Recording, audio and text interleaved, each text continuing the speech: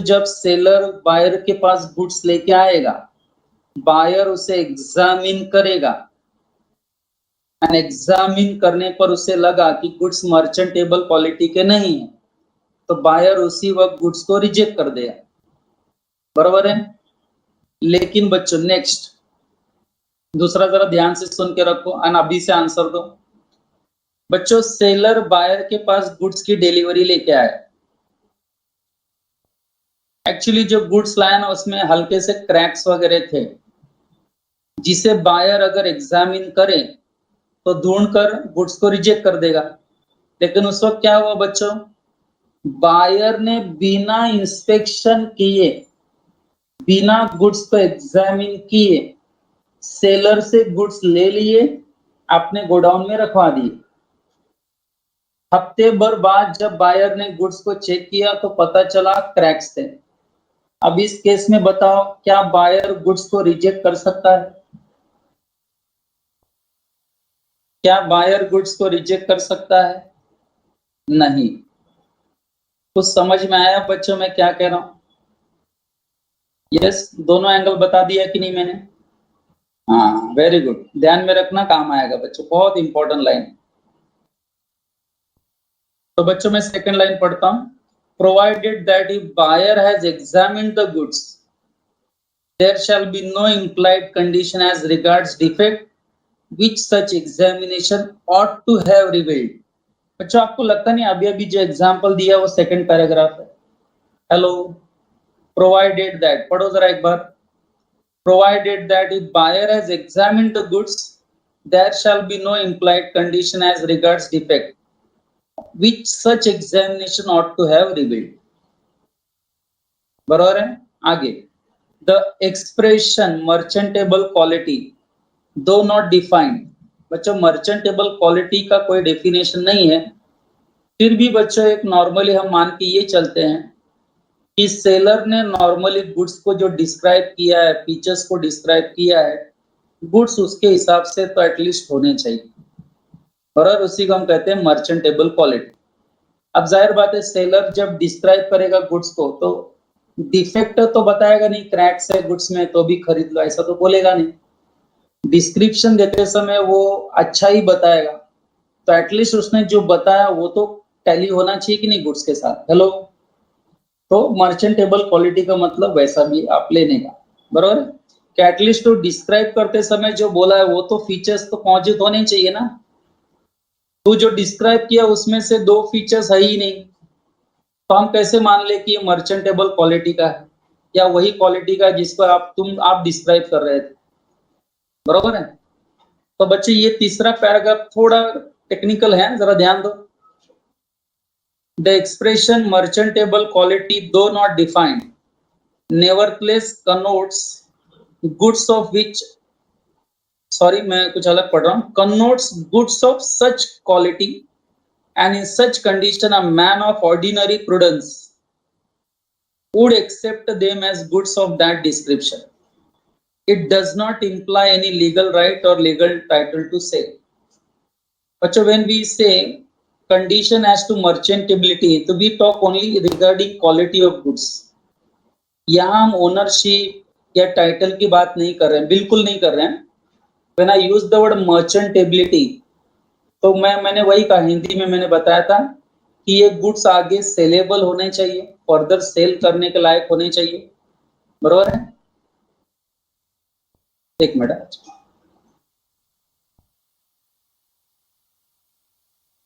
Further cell करने के लायक होने चाहिए, बरोबर है। इसकी क्वालिटी वही होनी चाहिए जो सेलर ने डिस्क्राइब की, बरोबर है। It has nothing to do with, I repeat, it has nothing to do with title of goods. I repeat, goods के टाइटल को लेकर यहाँ कोई बात ही नहीं हो रही। ओके बच्चों, चलो दोनों एग्जाम्पल पढ़ते हैं। मुझे लगता है कंडीशन एज टू मर्चेंटेबिलिटी आपको आइडिया आ जाएगी। देखो दोनों ही एग्जाम्पल बहुत सिंपल एग्जाम्पल है, आपको ज्यादा टेंशन आएगा ही नहीं बच्चों। देखो क्या लिखा है, if a person orders motor horns, एक पर्सन ने मोटर का हॉर्न ऑर्डर किया है from manufacturer of horns and the horn supplied are scratched and damaged. Manufacturer ने पर्सन को जो ऑर्डर के हिसाब से गुड्स सप्लाई किया, बच्चों ये जो गुड्स है ना हॉर्न्स, उसमें स्क्रैचेस थे एंड डैमेज हो गया था ड्यू टू बैड पैकिंग, यानी पैकिंग बराबर हुई नहीं, उससे वो गुड्स डैमेज हो गए। क्या लगता है बच्चों, जिस पर्सन ने ऑर्डर दी थी बायर, वो गुड्स एक्सेप्ट करेगा कि रिजेक्ट करेगा? हेलो, कोई गैरेज वाले ने मंगा, समझ लो कि हॉर्न मंगाए थे मैन्युफैक्चरर से, गैरेज वाले ने, एंड बच्चों वो हॉर्न्स प्रॉपर नहीं है, तो गैरेज वाला आगे उसको बेच ही नहीं सकता ना, तो गैरेज वाले के लिए अनमर्चेंटेबल हो गया कि नहीं वो goods? It can't be sold further because goods are defective. I hope you got this point. तो लास्ट में लिखा भी देखो, he is entitled to reject them as unmerchantable. Very simple example, example 2, A bought a black velvet cloth from C। बच्चों bought यानी purchase, चलो बताओ who is purchaser and who is seller here? A bought black velvet cloth from C।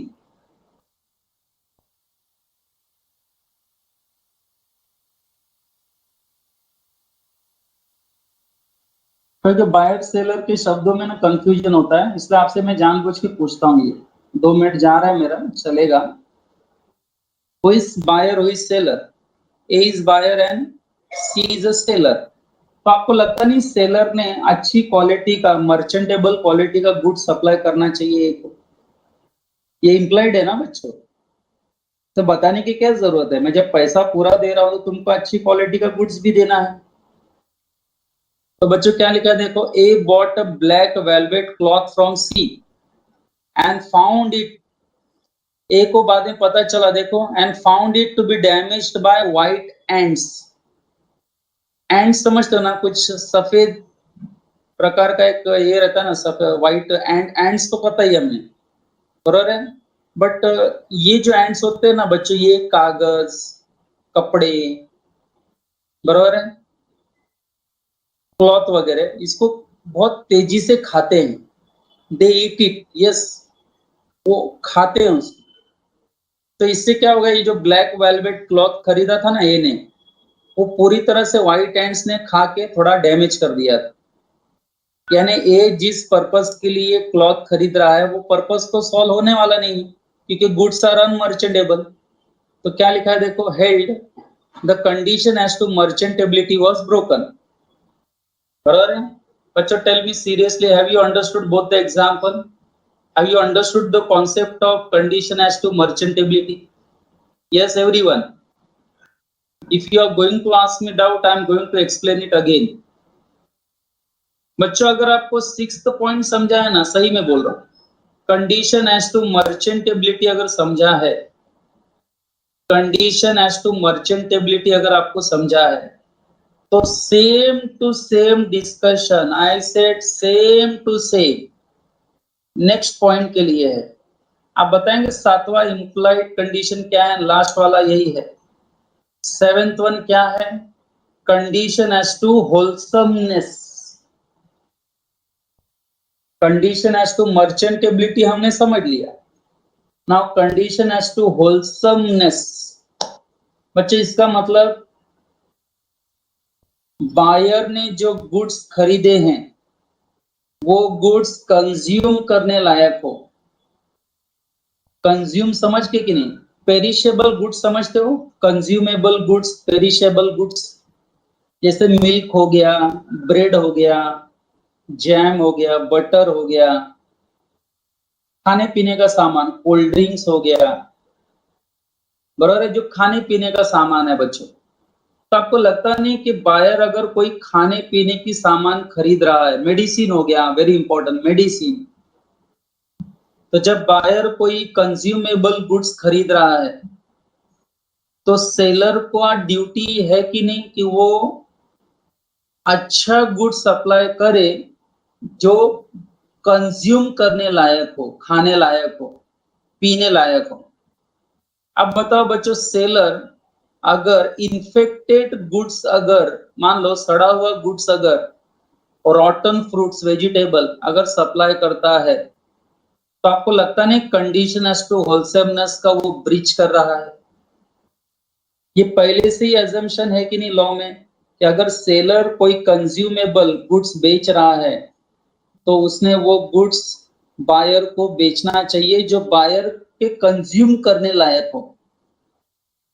And बच्चों अगर ऐसा condition satisfy नहीं होता है तो buyer is entitled to reject the goods. क्यों? तो ये गुड्स आगे कंज्यूम करने लायक नहीं है, खाने लायक नहीं है, बेकार है। इसको खाने से इन्फेक्शन हो सकता है, आदमी मर भी सकता है। तो बच्चों ऐसे केस में बच्चों ब्रीच ऑफ कंडीशन हो गया। ये कौन सी ब्रीच ऑफ कंडीशन हो गई? Condition as to wholesomeness.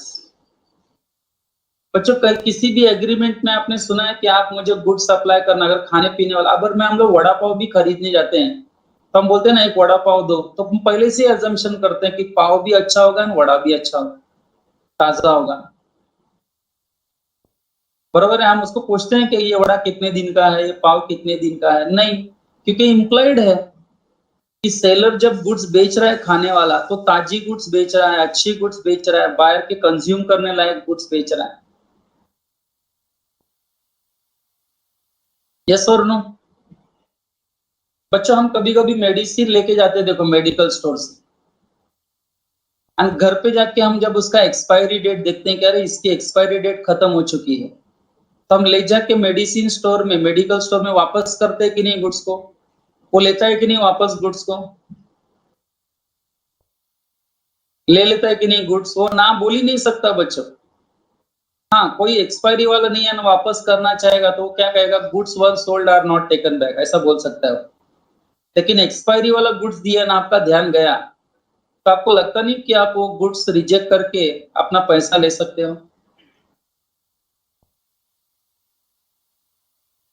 Rishabh क्या है डाउट? सर ऑर्डिनरी डिलीजेंस से दिख सकता है पर फिर भी खरीदा तो, यस अब फिर भी खरीदा तो फिर आपकी गलती है। इसी को तो हम कहते हैं ना, you have converted breach of condition into breach of warranty. यही तो हम पढ़ रहे थे ना बच्चों। अगर बायर ही अपने पैर पे कुल्हाड़ी मारना चाहता है ऋषभ, तो कौन क्यों रोक देगा उसको? आपने जब देखा मेडिकल स्टोर में कि एक्सपायरी डेट है, मेडिकल वाले ने भी कहा एक्सपायरी डेट है, आपने कहा नहीं फिर भी खरीदता हूं, तो कोई प्रॉब्लम है क्या मेडिकल स्टोर वाले को? Rishabh have you understood? Yes, आपका भी आर्ग्यूमेंट सही है। यस, फिर भी खरीदा तो फिर गुड्स रिजेक्ट नहीं कर सकता ना ऋषभ, सीधी बात है। ब्रीच ऑफ कंडीशन को उसने ब्रीच ऑफ वारंटी ट्रीट किया, ये तो हम पढ़ रहे थे अभी last to last lecture. I hope you understood my point. Hello Rishabh? Yes, okay, चलो तो बच्चे पढ़ लेते हैं, फिर अपना इम्प्लाइड कंडीशन खत्म हो जाएगा। Condition as to wholesomeness. Wholesomeness मतलब हिंदी में लिख के रखो कहीं, खाने लायक गुड्स होने चाहिए, कंज्यूम करने लायक गुड्स होने चाहिए। ये ईटेबल्स वगैरह में होता है, नॉर्मली ईटेबल्स होते हैं ना जो पेरिशेबल गुड्स, ईटेबल्स, उसमें ये रूल अप्लाई होता है। In the case of eatables and provisions, provision समझ रहे हो ना? किराना माल में हम दाल चावल वगैरह, दूध वगैरह सब लाते हैं ना, सामान दाल वगैरह, हाँ वो सब। In case of eatables and provisions, in addition to implied condition as to merchantability, there is another implied condition that goods shall be wholesome. बच्चों इन गुड्स में मर्चेंटेबल क्वालिटी तो होना ही चाहिए, साथ में ये गुड्स में होलसम क्वालिटी भी होनी चाहिए, यानी कंज्यूम करने लायक भी होना चाहिए। चलो एग्जांपल देखो, आई थिंक आप इमीडिएटली क्लियरली समझ में आ जाओगे। ए सप्लाइड एफ विथ मिल्क, ए ने एफ को मिल्क सप्लाई किया। The milk content typhoid germs, इसका मतलब बच्चों होलसम क्वालिटी का नहीं था वो, मिल्क में टाइफॉइड जर्म्स थे। वाइफ एफ्स वाइफ कंज्यूम्ड द मिल्क, क्या बात है, खरीद के लाया एफ एंड वाइफ ने वो पी लिया, एफ ने नहीं पिया। देखो इसमें कुछ चालबाजी हो सकती है। Example, okay, so F's wife consumed the milk and was infected and died. Oh my God. बहुत सीरियस केस हो गया. Held there was breach of condition as to fitness and A was liable to pay damages. कौन damages पे करेगा किसको? क्या ये goods में कंडीशन एज टू होलसमनेस वाला पॉइंट सेटिस्फाई हुआ था क्या? हेलो, क्या गुड्स कंज्यूम करने लायक थे क्या? नहीं. अब बच्चों वाइफ तो मर गई, लेकिन फिर भी यहाँ पर सप्लायर को कॉम्पनसेशन देना पड़ेगा, डैमेजेस देना पड़ेगा, क्योंकि उसने जो गुड्स सप्लाई किए थे वो होलसम क्वालिटी के नहीं थे, जिससे इन्फेक्ट होकर उनकी पत्नी का देहांत हो गया. तो बच्चे यहाँ पर एफ कॉम्पनसेशन डैमेजेस क्लेम करेंगे, क्योंकि सप्लायर से ब्रीच ऑफ कंडीशन हुआ है. एंड कंडीशन ये था कि गुड्स वेर नॉट, गुड्स जो है वो ना तो खाने लायक ना पीने लायक थे, बेकार गुड्स उसने सप्लाई किया. चलो आगे नेक्स्ट. बच्चों we have completed implied conditions. Now let us start implied warranties. But बच्चे इम्प्लाइड वारंटीज के लिए सबसे पहले जरा इधर देखो, मैं थोड़ा लिखने पर आ रहा हूँ, इधर देखो, कॉन्सेंट्रेट.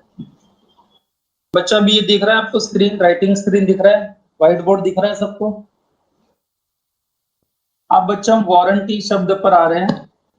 वारंटीज. चलो बच्चों, वारंटीज के बारे में हमने क्या पढ़ा था? Warranty is nothing but a stipulation collateral to the main purpose of contract. याद है बच्चों? वारंटी क्या है? स्टिपुलेशन, यानी ऐसी एक शर्त बायर एंड सेलर के बीच में, a stipulation collateral which is not main but collateral to the main purpose of contract, collateral to the main purpose of contract, purpose of contract. And बच्चों मैंने ये भी पढ़ाया था कि अगर ब्रीच ऑफ वारंटी होता है, सेलर अगर ब्रीच ऑफ वारंटी करता है, तो बायर को क्या लीगल राइट मिलेगा? अगर सेलर ब्रीच ऑफ वारंटी करता है तो बायर को बच्चों क्या लीगल रेमेडी मिलेगा? तो buyer can not reject the goods. बराबर है? Buyer is not entitled to reject the goods, but he can only claim damages, only claim damages. ठीक है, चलो ये भी हमने पढ़ लिया. अब बच्चों हम आते हैं, ये जो वारंटीज हम बोलते हैं, सेलर द्वारा बायर को दी गई वारंटीज, बराबर है, एश्योरेंस. तो बच्चे ये वारंटीज भी दो प्रकार के होते हैं, जैसा हमने कंडीशन पढ़ा. एक एक्सप्रेस वारंटीज, एक्सप्रेस वारंटी नाम से ही जाहिर है, एंड दूसरा इंप्लाइड वारंटीज. स्क्रीन पे दिख रहा है सबको? Express warranty, implied warranty. Okay. अब बच्चे एक्सप्रेस वारंटी मतलब क्या? जब सेलर बायर को ओरली, ओरली समझते हो ना, ओरली मुंह से बच्चों बोलता है या राइटिंग में लिख के देता है कि मैं जो प्रोडक्ट बेच रहा हूं उसका 2 साल का आपको वारंटी देता हूं, 3 साल का वारंटी देता हूं. सुना तो होगा आपने. या न्यूज़पेपर में आता है, देखो एडवर्टाइजमेंट, उषा फैंस 5 साल की वारंटी. पेपर में बड़े बड़े ऐड आते हैं, देखो, Nokia mobile with 3 years warranty, newspaper में आता है. देखो इसका मतलब भी क्या हो गया बच्चों? जब न्यूज़पेपर में आता है एडवर्टाइजमेंट वारंटी को लेकर, या सेलर ओरली बायर को बताता है वारंटी के बारे में, तो दैट इज नथिंग बट, हम किसके बारे में पढ़ रहे हैं? Express warranty. जहां कॉन्ट्रैक्ट ऑफ सेल होते समय ही बच्चों वारंटीज के बारे में बस सेलर बायर को आइडिया दे देता है कि देखो कोई पार्ट्स का रिप्लेसमेंट हम होगा, कोई पार्ट खराब हो जाएगा तो हम रिप्लेसमेंट करके देंगे, रिपेयर करके देंगे. 3 साल तक ये रिपेयरिंग करके देंगे, बरोबर है। ऐसा सब जब वो बोलते हैं या लिख के देते हैं या एडवर्टाइजमेंट के थ्रू बताते हैं या ब्रोशर्स में लिखते हैं, तो ये सब बच्चे एक्सप्रेस वारंटी हो गई। Are you waiting this express warranty? Hello, अब हम टाइप्स ऑफ वारंटी पढ़ रहे हैं। Everyone understood express warranty? तो बच्चे ये तो कॉन्ट्रैक्ट का करते समय ही बायर एंड सेलर के बीच में डिसाइड हो जाता है। लेकिन बच्चों व्हाट अबाउट इम्प्लाइड वारंटीज? क्या ये कहीं बोलकर या लिख के दिया जाता है क्या? हेलो, इम्प्लाइड वारंटी का मतलब कहीं बोलकर या लिखकर सेलर बताता है क्या इसे? नहीं बच्चों, इम्प्लाइड वारंटीज वो वारंटीज है जो कॉन्ट्रैक्ट ऑफ सेल में पहले से ही मौजूद है, ऐसा अजम्पशन। इसको अलग से डिस्कस करने की जरूरत नहीं है। जैसा हमने इम्प्लाइड कंडीशन पढ़ा बच्चों, सेलर के पास टाइटल है तो है, बताने की क्या जरूरत है। वैसे बच्चों कुछ वारंटीज इम्प्लाइड होती हैं, इम्प्लाइड बाय लॉ, बराबर है, जहां लॉ प्री एजम्पशन करता है कि हर कॉन्ट्रैक्ट ऑफ सेल में ये सारी वारंटीज पहले से ही मौजूद होंगी ही होंगी। इसको बताने की गरज क्या है? तो बच्चा वही हमें पढ़ना है वन बाय वन। पढ़ाई के अब लिए हमें मेहनत तो सब करते हैं, लेकिन स्मार्ट स्टडी कौन करता है? प्री एग्जाम ऐप के साथ बनाइए अपनी तैयारी super smart. Pre exam app देता है वाइड रेंज के एग्जाम्स की तैयारी, जैसे JEE, NEET, CAT, CA foundation, CSEET, banking, railway, SSC, MBA entrance, SYJC, com, TYB com और भी बहुत कुछ। Chapter wise tests and mock tests, detailed performance analysis, और अब तैयारी होगी एकदम परफेक्ट। कहीं भी कभी भी पढ़ाई करें। और एक विशाल क्वेश्चन बैंक आपकी तैयारी को बनाए आसान। इंस्टेंट इवैल्यूएशन से तुरंत जानिए अपनी परफॉर्मेंस और पाएं पर्सनलाइज्ड फीडबैक। तो अब देरी किस बात की? प्री एग्जाम ऐप डाउनलोड करें और अपने नाम से रजिस्टर्ड करें और एक विशाल क्वेश्चन बैंक बिल्कुल फ्री और अपनी सफलता की कहानी लिखें। लिंक डिस्क्रिप्शन में है। Pre exam app smart one तैयारी बाय का वन। साथी। अब हमें स्टार्ट करना है इम्प्लाइड वारंटीज क्या क्या है, बराबर है। जैसा बच्चों हमने इम्प्लाइड कंडीशन पढ़े, 7 पढ़े, 7 टाइप्स, वैसे बच्चों अब अभी हम इम्प्लाइड वारंटीज पढ़ेंगे, ज्यादा नहीं, only 4 and very easy as compare to implied condition, they are very easy. पहले आप रिस्पॉन्स दो, मैंने अभी लिखकर जो समझाया आपको थोड़ा बहुत रिवाइज करके। Have you understood this part? अब हमें सिर्फ इम्प्लाइड वारंटीज क्या है एंड उसके टाइप्स पर जाना है बच्चों। किसी को अभी यहाँ पे मैं 10 सेकंड रुक के पूछ रहा हूँ, कोई डाउट पूछना है अभी तक के लेक्चर में? बच्चों 1 घंटे का लेक्चर हो गया है, कोई डाउट अभी तक, यहाँ तक कोई डाउट नहीं ना? अच्छा, सब लोग इंडियन कॉन्ट्रैक्ट एक्ट को रिवाइज कर रहे हैं कि नहीं कर रहे हैं सब लोग? बच्चों रिवाइज करते रहो उसको। हाँ हेलो, हाँ बच्चों रिवाइज करते रहो। बाकी मैं आप देख ही रहो मैं कैसा स्टेप बाय स्टेप पढ़ा ही रहा हूँ सबको। थोड़ा वक्त ले रहा हूँ मैं बच्चों, लेकिन जो पढ़ा रहा हूँ कंफर्म हो जाना चाहिए आपको। हाँ, ऊपर के ऊपर नहीं पढ़ना है, तो लिखने वाला मैटर है ना आपको। सीएस वालों जैसे एमसीक्यूज नहीं है, ध्यान देना जरा इसमें। चलो अब बच्चों नोट्स में आ जाओ। देखो आपके सामने स्क्रीन पर आ गया है इम्प्लाइड वारंटीज।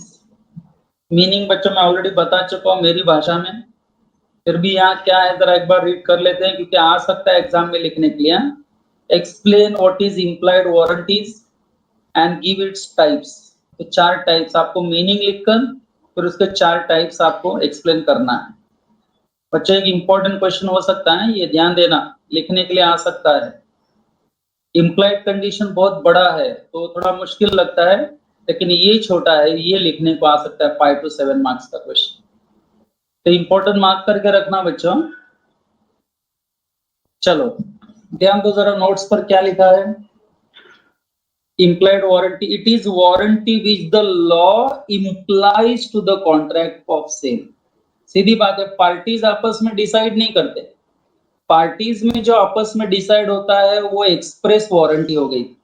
ये सब बायर का आदत है पूछने का, ये सामान आप बेच रहे हो, सेलर भैया कितनी वारंटी है इसकी, तो बाय सेलर बोलेगा 2 साल की वारंटी है। फिर आपके प्रोडक्ट के वो एक पेज रहता है बच्चों, उस पे वो लिख के भी देता है डेट, मालूम है ना आपको, साइन करता है 2 साल की। ये सब बच्चों जब कॉन्ट्रैक्ट होते रहता है ना, तो आपस में डिस्कशन में क्लियर हो जाता है express warranty. But implied warranty उस वक्त डिस्कस नहीं होती, वो लॉ अपने हिसाब से अजम्पशन करता है। So it is warranty which the law implies into the contract of sale. In other words, it is a stipulation. बच्चों स्टिप्यूलेशन मतलब ये वो शर्त है जो कॉन्ट्रैक्ट करते समय इंक्लूड नहीं होती बाय एक्सप्रेस वर्ड्स। ये वो गुड्स खरीदने बेचने की वो शर्तें हैं जो बायर सेलर कॉन्ट्रैक्ट करते समय एक्सप्रेसली प्रोवाइड नहीं करते। ये लॉ अपने तरफ से अजम्पशन करता है। In other words, it is a stipulation which has not been included in the contract of sale in express words. Very important. But the law presumes that parties have incorporated it into their contract. It will be interesting to know that implied warranties are read into every contract of sale unless they are expressly excluded by the express agreement of the parties. Getting that everyone? बच्चों implied, सबको मालूम है कि implied warranties कुछ ना कुछ होते हैं, लेकिन उस इम्प्लाइड वारंटीज को भी हम एक्सप्रेस वारंटी में कन्वर्ट कर सकते हैं, बराबर है। उस इम्प्लाइड वारंटी के बारे में बायर सेलर अगर आपस में पहले से ही डिसाइड कर लें तो इम्प्लाइड वारंटी नहीं रहती, वो एक्सप्रेस वारंटी बन जाती है। ओके, कोई बहुत बड़ा सेंटेंस नहीं है। फिर क्या लिखा है, दे में also be excluded by the course of dealings between parties और बाय यूसेज ऑफ ट्रेड। कभी कभी बच्चे implied conditions are excluded by course of dealings.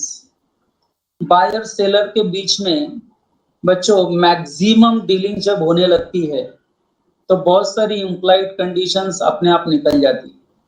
उस वक्त कुछ इम्प्लाइड कंडीशंस का मतलब ही नहीं रहता।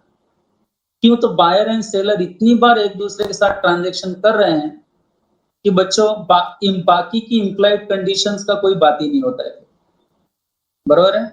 या तो यूसेज ऑफ ट्रेड, जिसको हम कहते हैं ना परंपरा, एक पर्टिकुलर बच्चों एक मेथड डिसाइड हो जाता है, सिस्टम डिसाइड हो जाता है, तो वो सिस्टम से बायर सेलर चलने लगते हैं एंड बच्चों इम्प्लाइड कंडीशन अपने आप खत्म हो जाता है। एक्सक्लूड मतलब निकल जाता है। So they may be excluded by course of dealings between parties or by usage of trade. Usage of trade मतलब ट्रेड करते समय जो भी परंपरा रही हो, उस परंपरा के हिसाब से जब बायर सेलर चलते हैं तो बच्चों इम्प्लाइड कंडीशन अपने आप एक्सक्लूड हो जाता है। बट मान के चलो ऐसा कुछ नहीं हुआ है, नॉर्मल केस है, तो नॉर्मल केस में बच्चों कौन सी इम्प्लाइड कंडीशंस हैं, I am sorry implied warranties हैं, आई एम सॉरी मैंने इम्प्लाइड कंडीशन बोल दिया। कौन सी इम्प्लाइड वारंटीज हैं?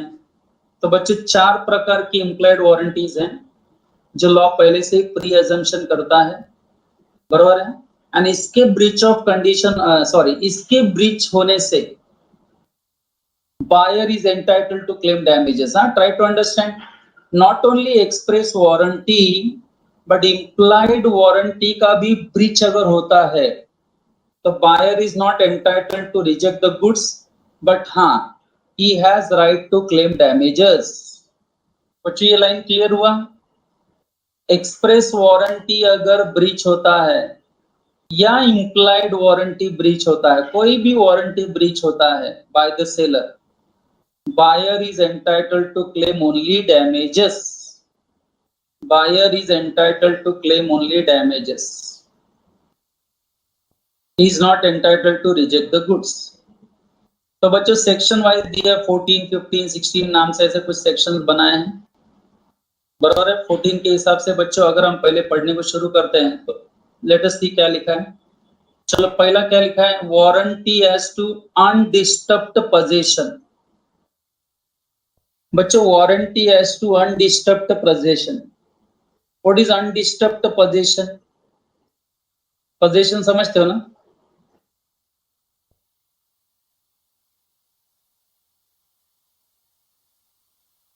बच्चों मान लो सेलर ने बायर को गुड्स बेच दिया, ओनरशिप भी ट्रांसफर कर दी। सेंटेंस को सुनना ठीक से। सेलर ने बायर को गुड्स बेच दिया, यानी कि दोनों के बीच में व्यवहार हो गया। सेलर बायर को ओनरशिप ट्रांसफर कर दिया, लेकिन बच्चों ओनरशिप दे देना, क्या गुड्स का पोजीशन भी देना है क्या? हेलो, इसका मतलब क्या पोजीशन भी दे दिया क्या?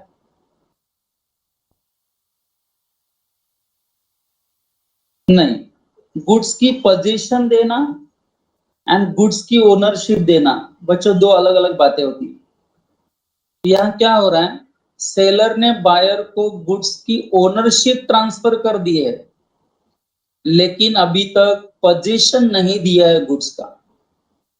तो कहीं ना कहीं बच्चों बायर को पोजीशन टाइम पे नहीं मिला, एक प्रकार से अनडिस्टर्ब्ड पोजीशन है।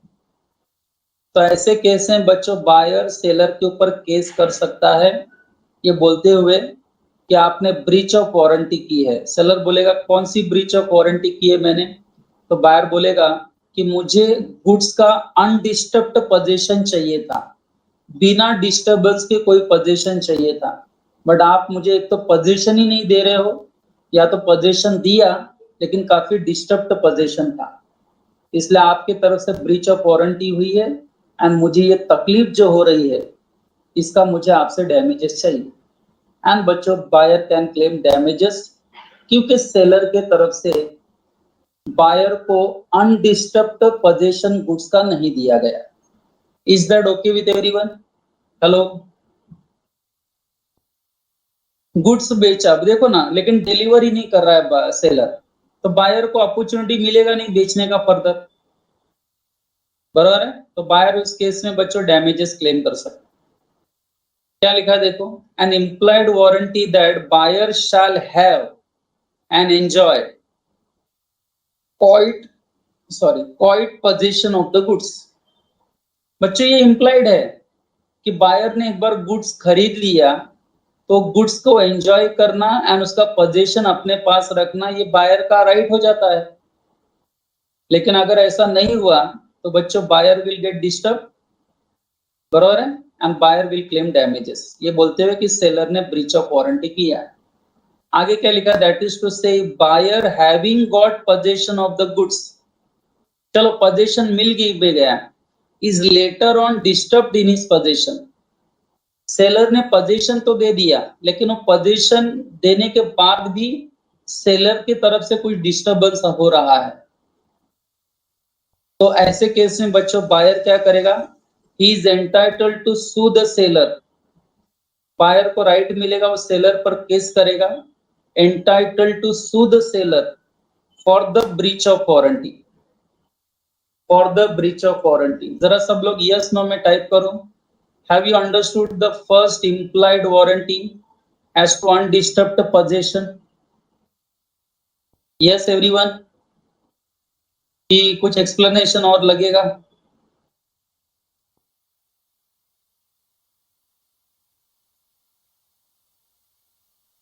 किसी को डाउट पूछना है? बच्चों ये सिंपल पार्ट है एकदम। Next, warranty as to non existence of incumbrances. आप बोले क्या डेंजर वर्ड है इनक्यूम्ब्रेंसेस, मतलब लिख के रखो, इनक्यूम्ब्रेंसेस मतलब किसी थर्ड पार्टी का चार्ज, किसी थर्ड पार्टी का उसके ऊपर हक। बच्चों मुझे ये बताओ, जब सेलर बायर को गुड्स बेचेगा, जब सेलर बायर को गुड्स बेचेगा, बरोबर है, तो बच्चों बायर हमेशा ये एजम्पशन करता ही है कि नहीं कि सेलर जो गुड्स बेच रहा है वो गुड्स पर किसी थर्ड पार्टी का क्लेम नहीं होना चाहिए। Getting that? लेकिन मुझे ये बताओ, बायर ने सेलर से गुड्स खरीद लिया एंड बाद में पता चला कि ये गुड्स पर किसी और थर्ड पार्टी का क्लेम है, बैंक का क्लेम है, तो इसका मतलब, बरोबर है, सेलर ने ब्रीच ऑफ कंडीशन किया। बच्चों नॉर्मली कंडीशन ये है, ब्रीच ऑफ वारंटी किया, सॉरी ब्रीच ऑफ वारंटी।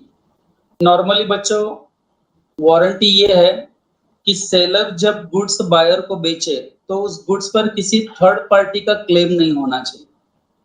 लेकिन अगर ऐसा क्लेम निकलता है थर्ड पार्टी का, तो बच्चों बायर यहाँ सेलर के ऊपर केस करके ब्रीच ऑफ वारंटी का डैमेजेस क्लेम कर सकता है। ये बोलते हुए कि बायर बोलेगा कि मैंने जो गुड्स खरीदा इस पर किसी और का भी क्लेम है, ऐसा सेलर ने मुझे नहीं बताया। बराबर है कि इसमें कोई एनक्यूम्ब्रेंस एग्जिस्ट था, ये सेलर ने मुझे नहीं बताया। तो बच्चों ये इम्प्लाइड है कि जब भी सेलर बायर को गुड्स बेचेगा तो उस गुड्स पर किसी का भी एनक्यूम्ब्रेंस नहीं होना चाहिए, किसी भी थर्ड पार्टी का उस पर चार्ज नहीं होना चाहिए। Is that clear with everyone? बच्चों मैं रीड करता हूं, देखो थोड़ा टफ लगेगा। एन इम्प्लाइड वारंटी क्या है बच्चों? लॉ क्या assumption करता है? इम्प्लाइड वारंटी क्या है? That goods shall be free from any charge. Charge मतलब थर्ड पार्टी क्लेम। पता चला मैंने सेलर से गुड्स खरीदा एंड उधर कोई थर्ड पार्टी आके क्लेम कर रहा है गुड्स को, तो बच्चों इसमें फिर सेलर की गलती हुई कि नहीं? उसने मुझे बताया नहीं बेचते समय कि इस पर किसी और का भी क्लेम है करके। So goods shall be free from any charge or encumbrance in favor of any third party not declared or known to the buyer before or at the time of contract is entered into. बच्चों second जो मैंने employed warranty पढ़ा है उसका एक example देखो, शायद इससे क्लियर हो जाए। बहुत बच्चों को जैसा नहीं क्लिक होता है, अगर इनक्यूम्ब्रेंस वर्ड क्या डेंजर वर्ड है सर, हमको नहीं समझ में आ रहा है, ऐसा मत बोलो।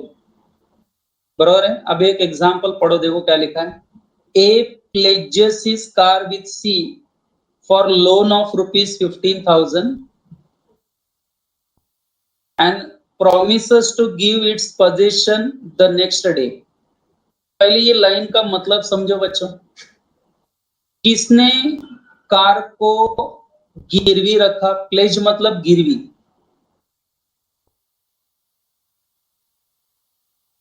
लोन लेने के चक्कर में कार को गिरवी किसने रखा है, किसके पास रखा? पहला लाइन समझ में आ गया तो बाकी सब समझेगा बच्चों।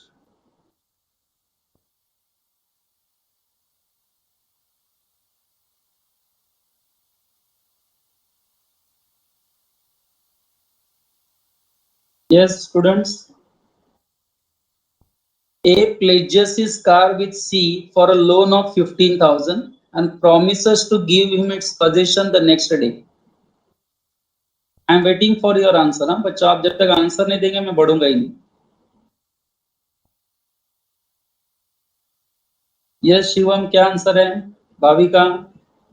अच्छा, ए ने सी के पास रखा कार, बरोबर है, यानी कि गिरवी रखना है एंड लोन लेना है।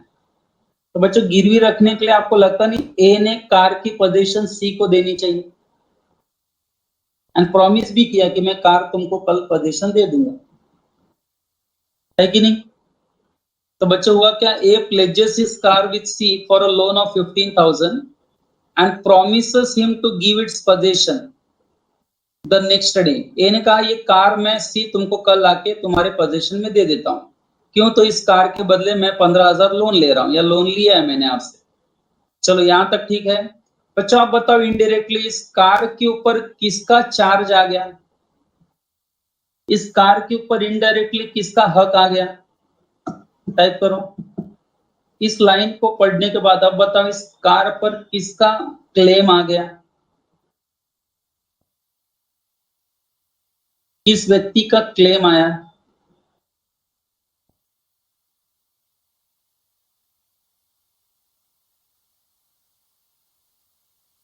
सी का, क्योंकि उसने लोन दिया ना बच्चों, उसने ए को लोन दिया तो जाहिर बात है अब कार पर उसका क्लेम आ गया ना बच्चों।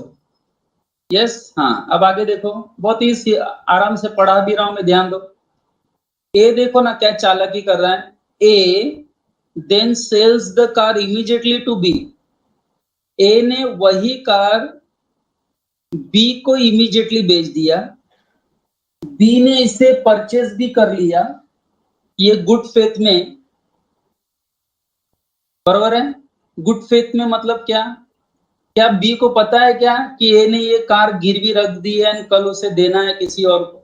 हेलो, क्या बी को पता है क्या? नहीं। बी ने उसे गुड फेथ में खरीद लिया, yes, without knowing the fact. B ने इसे खरीद लिया।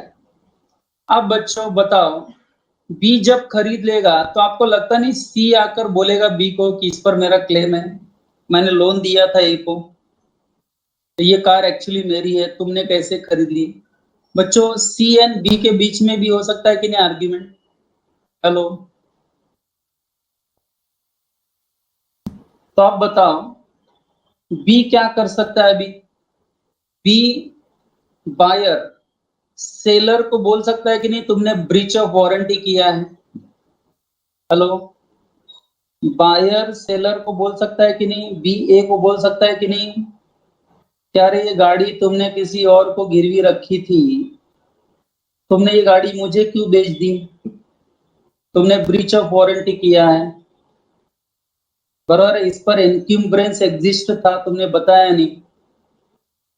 अब बच्चों अगर ये व्यवहार को पूरा करना है बायर को, तो बायर या तो ए को बुला के सी का लोन क्लियर करने के लिए बोलेगा, या तो खुद ही लोन पे कर देगा और बाद में ए के ऊपर केस करेगा अपने पैसे के लिए विद इंटरेस्ट। कुछ समझा बच्चों मैंने क्या कहा? हेलो, मैं बायर की बात कर रहा हूं बच्चों, इधर देखो। आई थिंक कोई बच्चों को कंफ्यूजन हो जाएगा। इधर देखो बच्चों, अपने केस में बताओ ए ने किसको कार प्लेज की थी? सी को। दिख रहा है स्क्रीन पर? हेलो,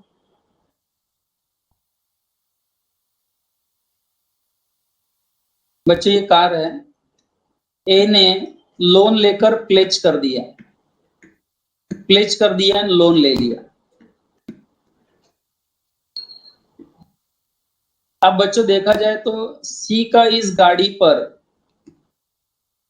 क्लेम आ गया कि नहीं? बराबर है।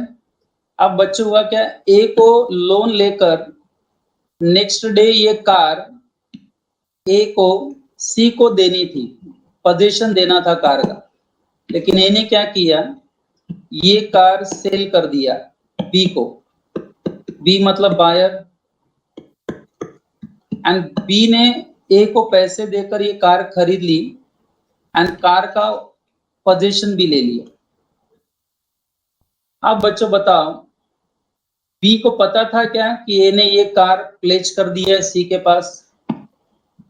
हेलो, क्या बी को पता है क्या? नहीं। बी ने गुड फेथ में खरीदी कि नहीं? तो अब बी के पास क्या रास्ता है? बायर के पास। बायर के पास क्या रास्ता है? या तो बायर ए को बोलेगा कि तू सी का लोन क्लियर कर, तो क्लियर लोन ऑफ सी, सी का लोन क्लियर कर, मैटर अपने आप क्लियर हो जाएगा। या तो बायर क्या करेगा, सी का लोन क्लियर करेगा, बायर देगा पैसा, लोन क्लियर करेगा, एंड जो पैसा बायर देगा बी, वो बी बाद में क्लेम करेगा। चलो बताओ किससे क्लेम करेगा? टाइप करो, किससे क्लेम करेगा? ए से, and that also with interest, that also with interest. अभी समझा एग्जांपल बच्चों? Not only interest, the damages भी क्लेम हो जाएगा, क्योंकि यहाँ पर किसने ब्रीच ऑफ वारंटी किया? किसने ब्रीच ऑफ वारंटी किया? बायर को धोखा एक तरह से किसने दिया?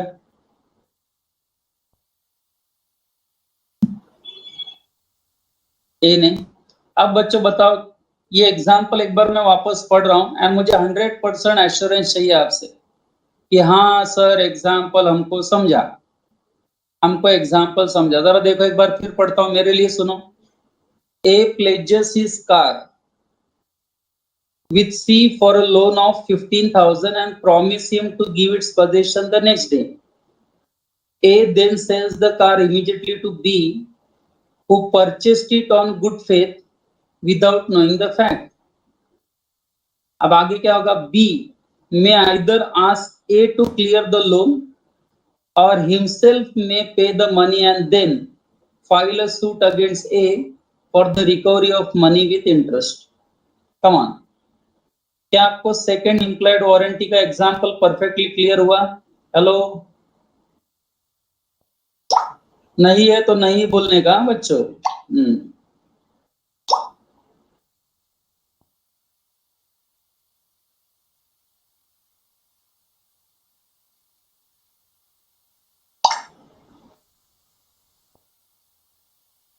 Yes, I think everyone is giving yes answer. अभी नो कुछ पढ़ा नहीं मैंने। अच्छा बच्चों, 1 and 2 क्लियर हुआ यहाँ तक? यस। अब एक काम करता हूं बच्चों, तीसरा पॉइंट मैं आपको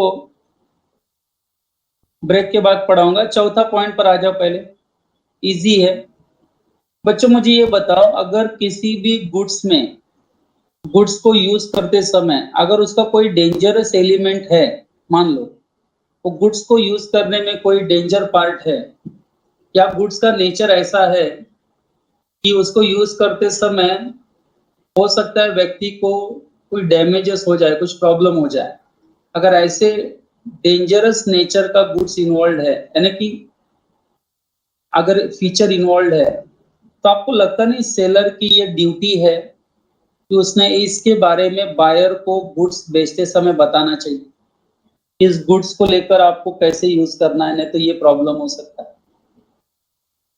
डोंट यू थिंक सो? बरोबर है।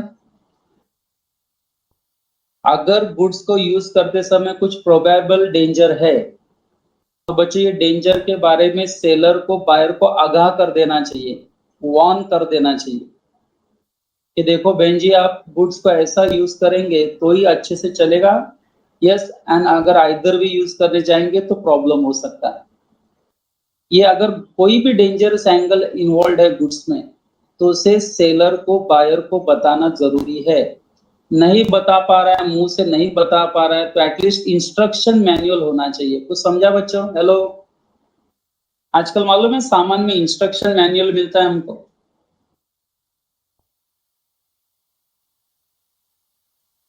इंस्ट्रक्शन मैनुअल समझते हो कि नहीं?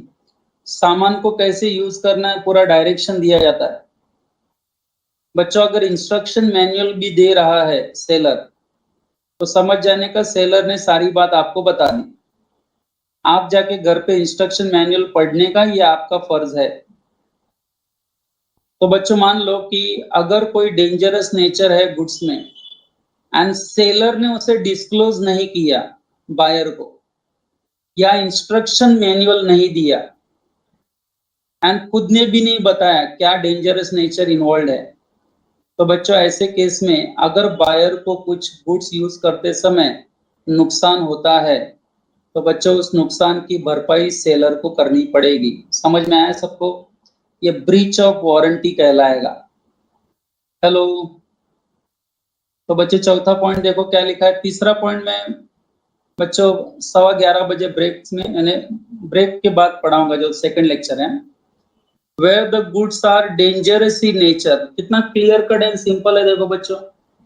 Where the goods are dangerous in nature and buyer is ignorant of the danger, and buyer को ये डेंजर के बारे में पता नहीं है, वो इग्नोरेंट है, बराबर है, उसे नहीं पता। The seller must warn the buyer of the probable danger. Seller को बच्चों बायर को वार्निंग देनी पड़ेगी इस प्रोबेबल डेंजर के बारे में। If there is a breach of warranty, अगर सेलर ऐसा नहीं किया एंड बायर को कुछ नुकसान हुआ, तो बायर या बायर के family members can claim damages. If there is a breach of warranty, the seller may be liable in damages. The seller may be liable in damages. तो बच्चों I hope you have understood this point. तो मैंने आपको बच्चों breach of warranty में केवल 4 breach of warranty पढ़ने हैं, and they are actually very simple. Warranty as to undisturb position मैंने पढ़ा दिया। Warranty as to non existence of incumbrance, कि जब भी हम कोई गुड्स बेचते हैं, खरीदते हैं, तो ये एजम्पशन करते हैं कि इस पर किसी का चार्ज नहीं होना चाहिए। नॉन एग्जिस्टेंस ऑफ एनक्यूम्ब्रेंस, एंड तीसरा डिस्क्लोजर, तीसरा नहीं चौथा disclosure of dangerous nature of goods. Okay, तो बच्चों अब हम 15 मिनट का ब्रेक ले रहे हैं, 11:15 बजे हम वापस मिलेंगे 11:15 को, बराबर। आप लोग भी चाय वगैरह पी लो, नाश्ता कर लो। हम बच्चों उसके बाद मैं वो तीसरा पॉइंट जो पेंडिंग है बच्चों उसको डिस्कस करूंगा, ठीक है? ओके, चलो।